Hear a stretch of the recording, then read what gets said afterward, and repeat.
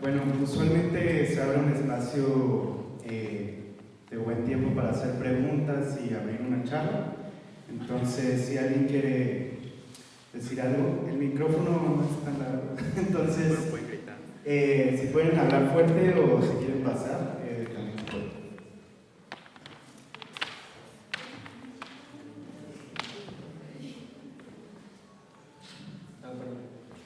Quería preguntarles un poco como sobre cómo logran hacer la atmósfera que sea tan envolvente. La atmósfera de todas las canciones, creo que desde Zapando, como que desde el principio como que pues te atrapa, ¿no? Quería también saber cómo esto tiene que ver un poco con la estética del álbum, a lo mejor porque todas las canciones se sienten parte como de algo, ¿no? Entonces quería saber cómo funciona esto. Empiezan con una idea sobre la estética que quieren que tenga en sí como que el conjunto de canciones, o se va dando poco a poco. Y otra pregunta era sobre sus influencias, porque pues más como que en estas canciones que acabamos de escuchar, pues reconozco como que ciertas cosas como que no se suelen incluir en música un poco más bailable, como por ejemplo ciertos arreglos que podrían parecer, no sé, como rock progresivo o jazz, algo como Mike Oldfield, y pues como que el humor que es como ligero, pero pues un poco ahí siempre estando. Eso.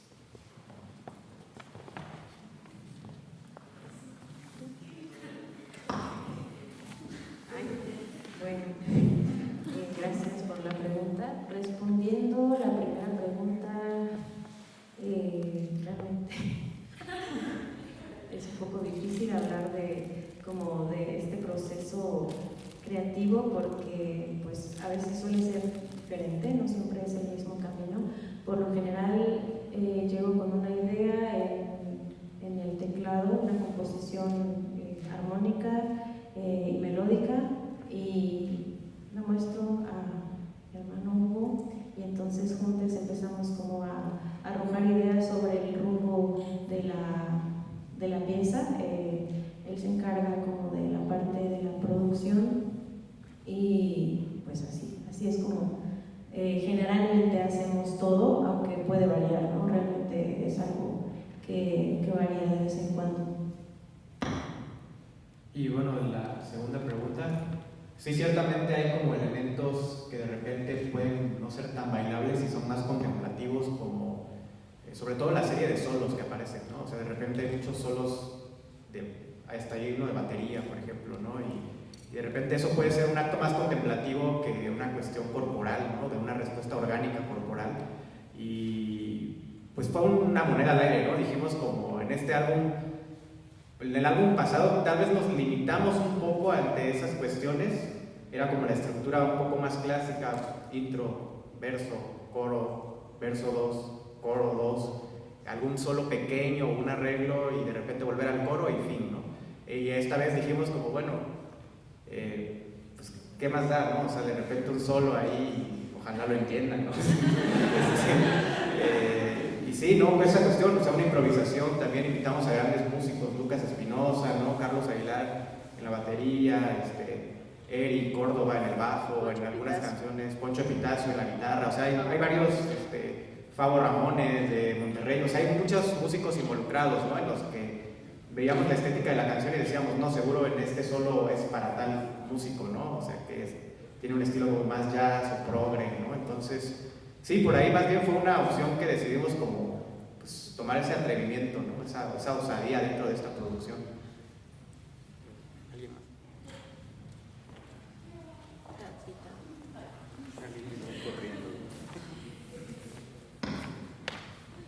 ¿Qué fue lo que te llevó a escribir Vanidades?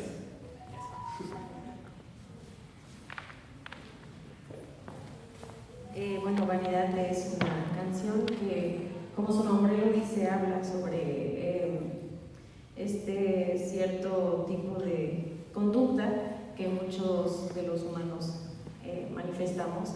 Y en ese tiempo estaba yo tratando de deslindarme totalmente de todas mis vanidades y quería como vivir con solo lo básico. Entonces comencé a reflexionar y a crear como una lista de cosas que eran lo indispensable para mí, que era como comida, casa, y entonces comencé a vivir como de esa manera, tratar de vivir como sin lujos, por así decirlo. Y de allí comencé a escribir la letra de Vanidad, ¿no? Es como una autocrítica.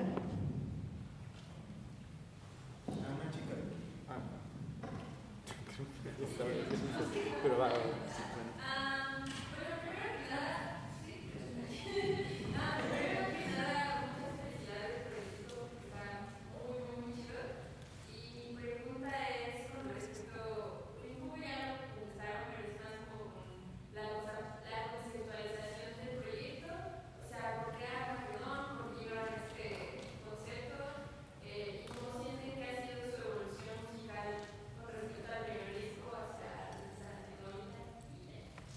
Gracias. Bueno, qué buena pregunta, porque justo al momento creo, no siempre, pero al menos nosotros, ¿no? Tuvimos como esta idea de poder conceptualizar un álbum desde el nombre y a raíz de eso todos los temas y todo lo que discurriera a raíz del nombre del álbum. Entonces, me acuerdo que cuando empezamos a trabajar la primera canción del álbum que empezamos a trabajar fue Bola Oro.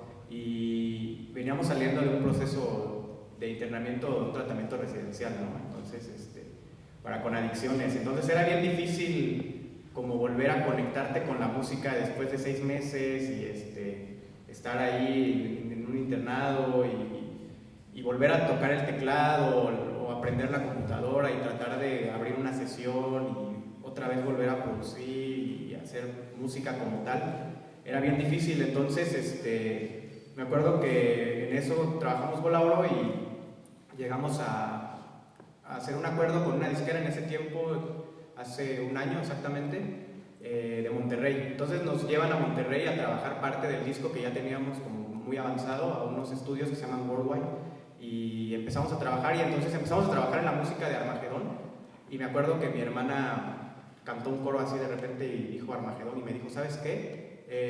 El disco se iba a llamar Bola Oro, era la verdad. Pero no, o sea, y no nos hacía tanto ruido todavía hasta que de repente dijo Armagedón, ¿no? Y también viene mucho de nuestra infancia. Nosotros crecimos en un hogar muy religioso, o sea, exageradamente religioso, ¿no? En la religión cristiana evangélica. Entonces, pues era ir todos así de a fuerzas los miércoles, los sábados y los domingos a la iglesia, ¿no? Y era leer la Biblia, ¿no? Estudiar la Biblia, ¿no? Había un tiempo de estudio de la Biblia en casa, ¿no? Y uno de los libros que a mí más se me quedó marcado, digo, a la fecha quizás ya no conecto con eso, tal vez, ¿no? O sí conecto quizás porque estamos haciendo un álbum en torno a eso, pero quizás de una manera más metafórica. Entonces, uno de los libros de la Biblia que más se nos quedaron marcados era el del Apocalipsis, ¿no? Y justo en el libro del Apocalipsis menciona esta palabra Armagedón y lo menciona como el lugar en donde va a ocurrir el fin del mundo, ¿no? Y donde Cristo va a regresar por la humanidad y entonces va a ser el juicio final y van a ver quién pues va a ser digno de entrar al cielo y quién va a tener que descender al infierno, ¿no? Y justo era como lo que veníamos viviendo en ese momento, ¿no? O sea, saliendo del tratamiento residencial, pues era un Armagedón, ¿no? O sea, una especie de batalla en donde se ponía en lucha la misma dignidad humana, ¿no? O sea, cuando de repente empiezas a ver que la compulsión, ¿no? La obsesión, la tolerancia, todas aquellas virtudes empiezan a triturar, ¿no? Por una cierta conducta, llámese alcohol, droga, sexo, juego, cualquier tipo de adicción, y cuando ves que eso te rebasa, entonces empiezas a poner en juego la dignidad humana, y creo que ese es nuestro Armagedón realmente, ¿no? O sea, el poder haber estado en ese suceso y haber salido, justo como dice la canción de Hijos del Caos, ¿no? O sea, un poco ilesos del fuego, ¿no? Sin habernos quemado a pesar de haber estado ahí. Y bueno, o sea, realmente de ahí pues discurre todo el discurso del álbum, ¿no? O sea, para nosotros ese fue como pues el tema que queríamos emplear en todo el álbum, y por eso tiene un corte muy bíblico, muy religioso, o sea, a modo de metáfora, ¿no? Una canción que se llama Virgen del Apocalipsis, ¿no? Hijos del Caos, o sea, tomando toda esta temática de Dios, ¿no? De Jesús, de la Trinidad, del Espíritu Santo, ¿no? O sea, realmente era una forma de resignificar también la infancia, ¿no? Y volverlo un álbum.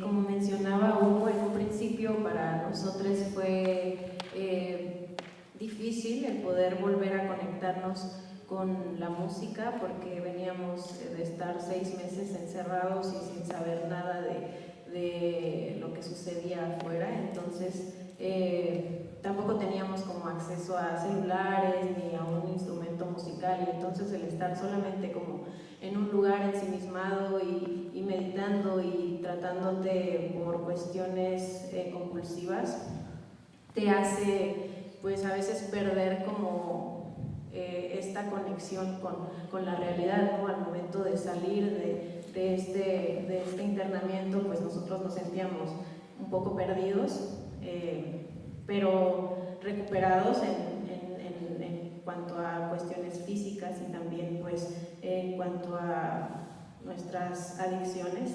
Y realmente fue un proceso difícil en el sentido en que no encontrábamos como el rumbo, pero las composiciones fueron como dictando este camino, y finalmente decidimos como irnos un día a Querétaro a grabar un video. Recuerdo que en ese momento estábamos grabando el video de una canción que se llama Joyas, y había una tienda en la esquina de música, y entonces nos fuimos por unos monitores porque nuestros monitores pasados los habíamos perdido por haberlos empeñado por la adicción. Entonces nos fuimos a la esquina y dijimos vamos a comprar unos nuevos monitores.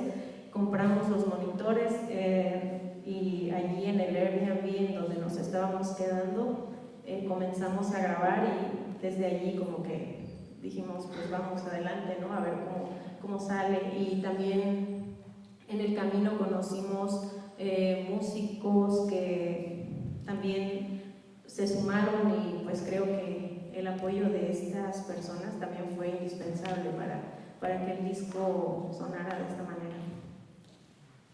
Y bueno, a la segunda pregunta de cómo fue trabajar con Tessa y con Denise, pues creo que ambas son personas muy talentosas, definitivamente, ¿no? O sea, cada quien en una línea y cada quien con un estilo y con una voz muy particular. Me refiero a voz más en la cuestión como conceptual, no voz, ¿sabes? Como el instrumento, que también, ¿no? Pero con Tessa me acuerdo que hicimos un indie rocks no me acuerdo, Noche de Brujas con margaritas podridas, perritos genéricos en Chirota. Y la invitamos, le dijimos, ¿no quieres venir a cantar una canción con nosotros esa noche? Y ella dijo que sí, ya habíamos hablado por Instagram, de que así, solo saludos y cosas así. Entonces, ese día se fue a cantar con nosotros una canción y de ahí empezamos como a hacer una amistad. Y como a media semana después de eso, nos dijo como, oye, estaría increíble hacer algo, y le dijimos como, oye, pues tenemos un nuevo disco, si quieres. Y me dijo, no, yo encantada. Entonces volamos a Monterrey al otro día después de tocar en el Indie Rocks, porque seguíamos con el disco, teníamos otra fecha en Monterrey al otro día, y le comentamos a la disquera, y la disquera dijo, era domingo, me acuerdo, entonces dijo, mañana lunes, en cuanto abra la oficina, checamos los vuelos y díganle a Tessa que el martes tiene que estar acá. Y así ocurrió, o sea, le hablamos y el martes Tessa voló a Monterrey y estuvimos grabando ahí en los estudios de Worldwide. Fue en un día, me acuerdo que llegó con un libro, llevaba una comitiva. Mi hermana le dijo como, vas a llegar, pero tienes que leer Allan Poe, el pozo y el péndulo, el cuento. Y yo le dije, tienes que leer a Francisco Tario, y esa es tu tarea para venir, ¿no? Y hacer la letra. Entonces ya llegaba con esa comitiva y llegó y nos pusimos a trabajar la canción, y en un día, la música ya estaba trabajada desde una semana antes, pero las voces quedaron ese mismo día. Y con Denise trabajamos la canción, trabajamos la letra, mi hermana y yo, y le dijimos, queremos que cantes una canción que tenemos, y nos dijo que sí. Fuimos a su estudio, que está en la del Valle, y en un día igual, con Burgos también, él asistió a la sesión, el Burgos de Hello Seahorse, él fue el ingeniero, y había una consola vieja que tenían ahí, pasamos la voz por ahí, y ya, realmente eso, después lo mandamos a mezclar, y bueno, quiero aprovechar para decir y agradecer donde esté Guillermo Matrafina, Dios lo bendiga. Él mezcló el disco, es un argentino, ingeniero en mezcla, muy bueno, ¿no? Tiene muchos premios y muchos reconocimientos. Mezcló el disco de Calle 13, se ganó un Grammy con Calle 13. También mezcló una banda que estuvo muy en boga en los 90s, que se llama Iria Curiaki, Anda Valderramas. Y tiene una gran trayectoria como ingeniero de mezcla, y cuando empezaba a ver su carpeta estaba viendo gente que no fuera tan cara, porque por lo general cuando mandas a Estados Unidos suben mucho los precios, y a Europa ni se diga. Entonces, bueno, pues vamos a ver precio LATAM, ¿no? Entonces, pues creo que vimos con Guillermo y dijimos, no, pues creo que es el indicado, y él mismo lo masterizó. Entonces, prácticamente así se dio todo este proceso.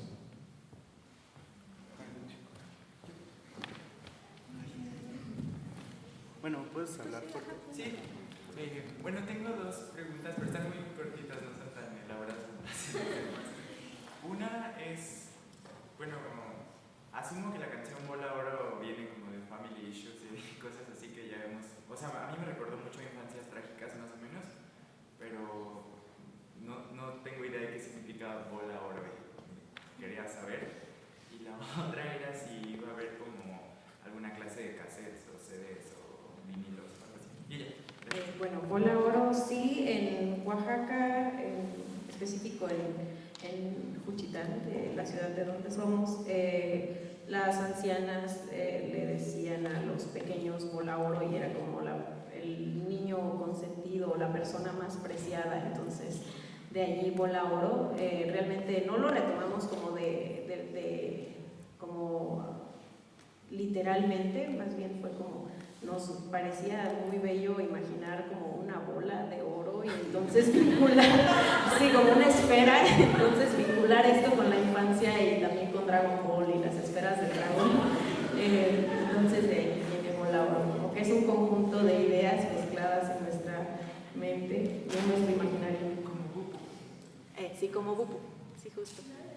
Y en relación a los discos y al cassette, ya estamos por sacar un tiraje de cassettes, al menos de Zapandú, y con Armagedón estamos por ver con nuestra disquera en qué formato nos van a publicar, ya sea, pues la idea es que en vinilo, ¿no? También, pero por lo regular es un poco costoso, te piden mucho volumen también para maquilar, y creemos que, siempre hemos creído mucho en la autogestión, o sea, hay amigos que dicen como, ¿sabes, carnal? Yo te hago el cassette por tanto, y la portada la ponemos entre todos, y lo que salga de los cassettes es para todos, y creemos que es mejor trabajar desde ahí que desde el clásico, ¿sabes? Como sistema de la disquera, en donde nosotros lo ponemos y hasta que se reponga lo tienen que pagar, y luego te endeudan nada más y no ves nada, y no, creo que es mejor el camino de la autogestión, y seguro vamos a optar por hacer unos cassettes también de Armagedón. Y si hay algún amigo también con el que podamos hacer un deal de vinilos, también seguro lo vamos a hacer.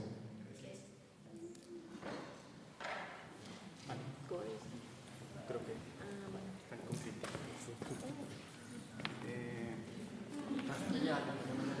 A ver, si quieren pregunten los dos. Sí. Es que, bueno, felicidades nuevamente. Quería saber cuánto más o menos les tomó completar todo el álbum, porque con Zapandú creo que fue un proceso más largo. Sí.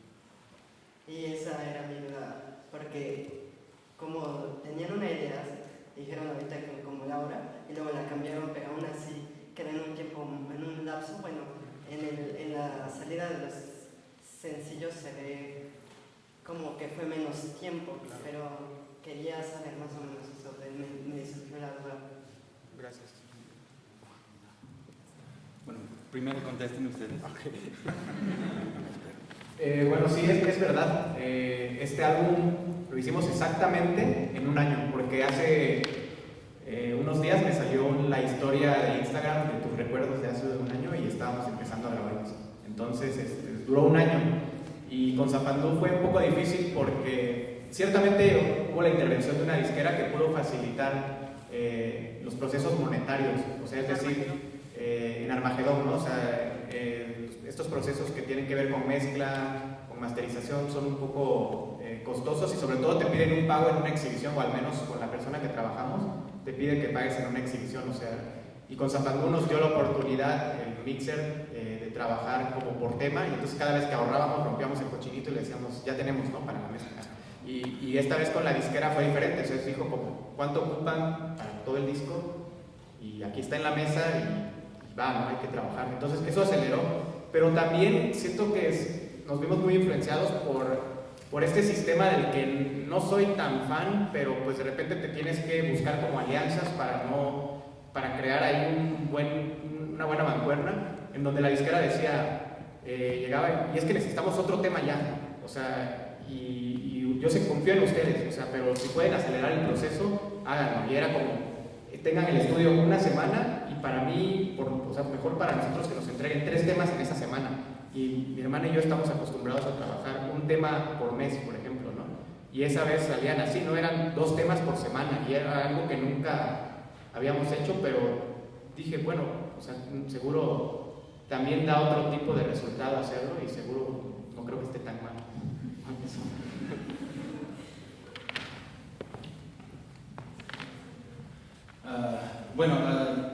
Sé que ustedes encuentran inspiración en su vida personal, en la casa, pero también en canciones como El Pozo, hablan de la violencia en la sociedad, también en su entorno. Y eso es lo que escuché en Hijos del Caos. También quería preguntarles si, pues, ustedes son de una edad, y pues mucha gente aquí es de una edad en que la violencia extrema de México es el único entorno que han conocido. Y quería preguntarles a ustedes si tenían eso en mente cuando escribieron la canción. Y quería preguntarles a alguien que quisiera comentar si identifica con esa canción de esa manera, o no sé si estoy inventando.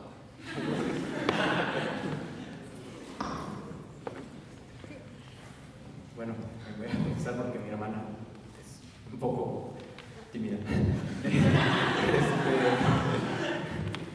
Definitivamente en Hijos del Caos se trata un tema de violencia. Desde una vivencia personal, creemos que, bueno, yo al menos en lo personal creo que la adicción, cuando pasa de ser de un gusto a una necesidad, se vuelve un acto violento. O sea, definitivamente, o sea, una cosa es ser un consumidor moderado, ¿no? Y gozar y poder tener el autocontrol. Eso yo lo valoro demasiado en las personas. Yo no soy esa persona. Yo cada vez que me expongo a una sustancia pierdo el control. O sea, eso lo tengo completamente definido, ¿no? Entonces, para mí, ese tipo de conducta, o sea, la conducta adictiva, cuando pasa a ser patológica, se vuelve violenta, ¿no? O sea, porque atentas contra tus propios principios, contra tu propio cuerpo, contra tu propia dignidad, contra tu integridad, o sea, contra todo aquello que, ¿sabes? Yo recuerdo, ¿no? Escuela, familia, no importa, ¿no? O sea, al final de cuentas lo que importa es estar en el efecto eterno, ¿no?, de la sustancia, y uno, bueno, al menos yo, pues es capaz de entregarlo todo, ¿no? Los mejores años de la vida, la dignidad, los estudios, ¿no? Los 10 de mayo, yo me acuerdo que nunca pasé un 10 de mayo con mi mamá por estar siempre drogado, ¿no? Y justo desde eso habla Hijos del Caos, un tipo de violencia, ¿no? Porque al igual que El Pozo, una cosa es leerlo y otra cosa es vivirlo, ¿no? Y cuando lo empiezas a vivir, o sea, cuando empiezas a ver que ya no es nada más la estadística, ¿no? O que no nada más es una cifra, sino que empiezas a decir, oye, a mi compa ayer lo asaltaron, güey, y le metieron una navaja acá, ¿sabes? O a mi amiga está desaparecida y lleva 10 días y no la vemos. O sea, cuando ya lo empiezas a vivir de frente, pues empieza a volver más personal, más serio, ¿no? Entonces, desde ahí creemos que es digno de contarse, ¿no? De hablarse. O sea, ya antes la violencia era algo que era muy propio. Me acuerdo cuando alguien hablaba de actos violentos como secuestros, homicidios, ¿no? Narcotráfico, se pensaba siempre en el norte del país, ¿no? O sea, como decían, esas son cosas que suceden en Chihuahua, ¿no? O en Juárez, y el día de hoy no, o sea, la violencia se está instalada en todo el país, al menos hablo desde mi entorno histórico, geopolítico, está instalada en todo el país, ¿no? O sea, voy a Oaxaca, al lugar de donde soy, y veo gente, ¿no? Así desaparecida, 10 puntos de venta de droga así en una cuadra, ¿no? Y vengo acá a la ciudad y es lo mismo, ¿no? Me dicen así como, no, es que por aquí está caliente, no pases, ¿sabes? O aquí a tal hora ya no, mejor no, o pídete un Uber y mándame, mis amigas, siempre es esta lucha constante o este tema en donde mis amigas toman un Uber y me dicen, te voy a compartir mi viaje, ¿sabes? O sea, porque no puedes estar seguro, ¿no? O sea, entonces desde ahí sí creemos que es importante de repente abordar estos temas por medio del formato canción.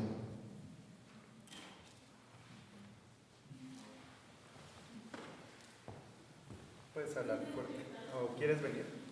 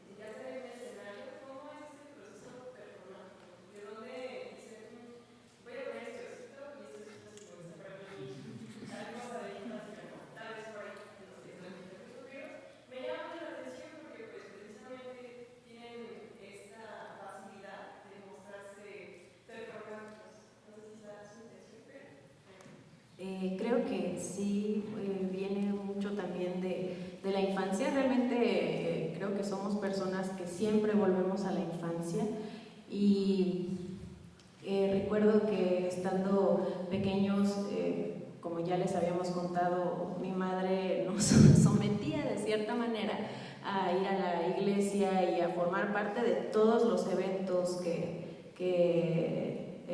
sucedían. Entonces recuerdo que formábamos parte de muchas obras de teatro y desde allí creo que empezamos como con esta idea de representar ciertas cosas a través del arte de acción, a través de la performática.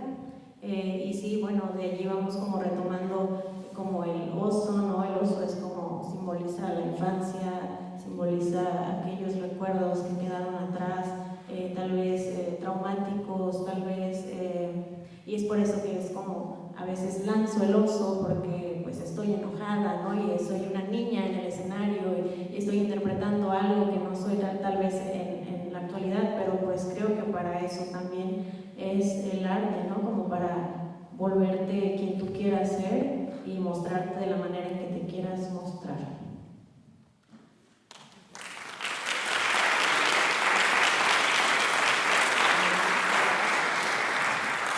Vamos a hacer una más, quizás, o dos, bueno, está bien, dos más.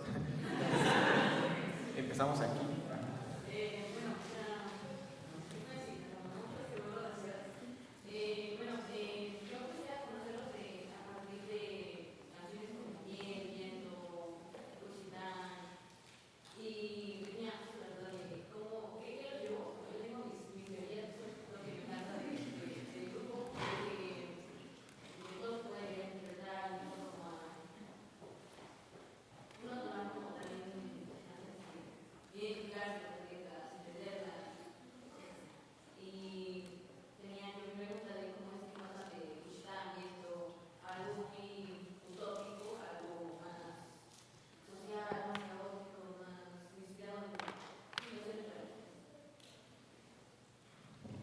Creo que, bueno, pues en ese momento todo lo que nos rodeaba era como el estar en casa, en Juchitán, y ciertamente pertenecemos a una ciudad que es sumamente tradicional y como siempre está como siguiendo esta línea, y recuerdo que empezamos a tocar guitarra acústica e íbamos a Casa de la Cultura a tomar clases, y entonces estaban como las rondallas, y entonces empezamos a tocar sones tradicionales y nos empezamos como a involucrar en la música tradicional zapoteca, y de allí como yo creo que de allí empezamos como a crear estas canciones. Éramos muy pequeños, tal vez teníamos como unos 14, 15 años, y después pues creo que fuimos conociendo otras cosas, y creo que también se vio reflejado como en el cambio.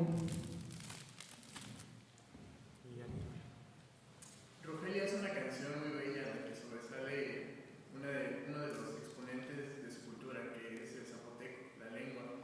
¿Por qué en este disco no hubo una canción en zapoteco, sabiendo que es muy importante mantener la cultura? Y una de esas cosas es la lengua, ¿no? Exponerla en un género tan contemporáneo, que a mí se me hace impresionante porque va más afuera de los tabús y de los clichés que una persona de la ciudad tiene del indígena, ¿no?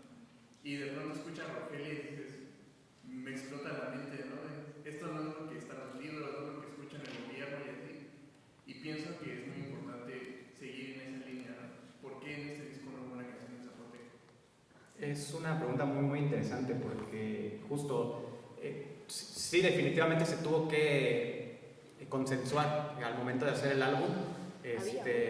Había una en zapoteco, y dijimos, iba a ser una colaboración que se postergó con otra persona, una amiga que se llama Kimbra, se postergó para el siguiente álbum, iba a ser una colaboración en inglés y zapoteco,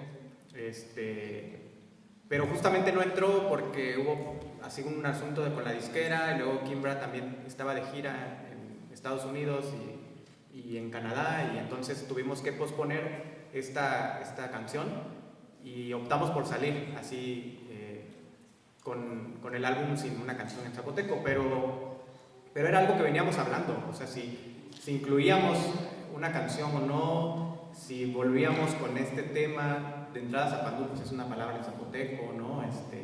Tiene se cimenta en la raíz zapoteca, ¿no? Ese álbum tiene mucho de eso, y creo que justo el desafío en esta era tratar de abordarlo desde la vivencia que estábamos teniendo en ese momento, ¿no? Que era como salir del internamiento, y bueno, fue una difícil decisión. También cabe resaltar, ¿no? que al día de hoy, o sea, hay una crítica que yo haría también, ¿no? O sea, de la mejor manera y con todo el respeto hacia mi propia cultura de repente, porque tengo muchos amigos que hacen arte a través de la lengua y a través de las formas tradicionales, ¿no? y folclóricas, pero de repente hay una zona de confort para el artista zapoteca en donde reconoces que eso quizás es un discurso que es válido en otros lados, ¿no? O sea, y que es incluso hasta vendible. Y ahí es donde yo ya no estoy de acuerdo, ¿no? Cuando el discurso empieza a ser vendible y empiezas a generar como... se vuelve más capital, ¿no? Y incluso caes en la exotización de repente, pues, ¿no? De exotizar la lengua para poder mostrar algo, ¿no? O sea, y desde ahí es como, ¿sabes? Yo siempre... Yo ya no acudo a fiestas en Juchitán porque terminamos peleando con los artistas de ahí siempre, ¿no? Así, siempre, ¿no? Es así como... Oye, pero tú estás vendiendo esta obra, y ¿sabes? O sea, no sé si realmente estés rescatando o estés capitalizando, ¿sabes? Entonces, desde ahí es como esta lucha de repente, y son temas muy delicados, ¿no? Hablar de la lengua y de la inclusión de la lengua en las nuevas tecnologías para hacer arte, en este caso la música, ¿no?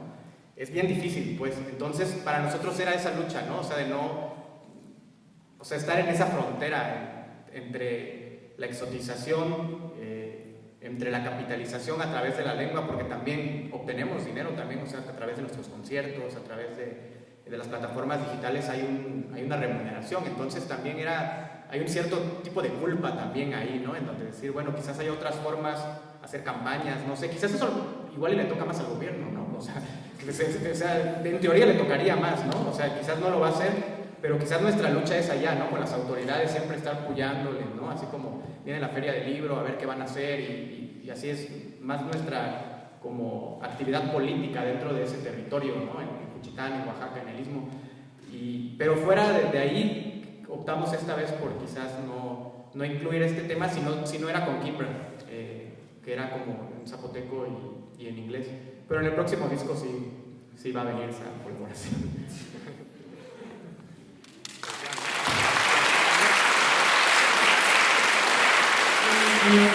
Queremos nuevamente agradecer a todas las personas que hicieron posible este evento. Olin, queremos reconocer que todas las personas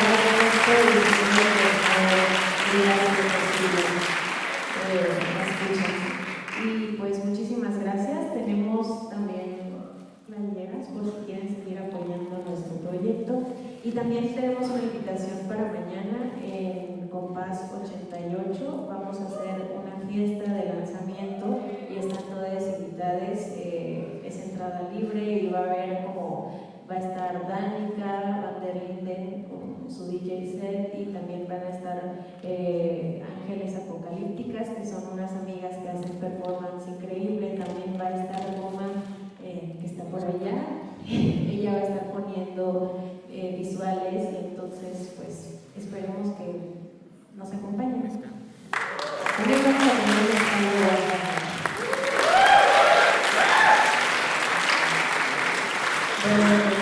Muchísimas gracias por este evento de Resonancias, muchísimas gracias por lo que nos compartieron en Baldur. Un aplauso también muy fuerte por este disco.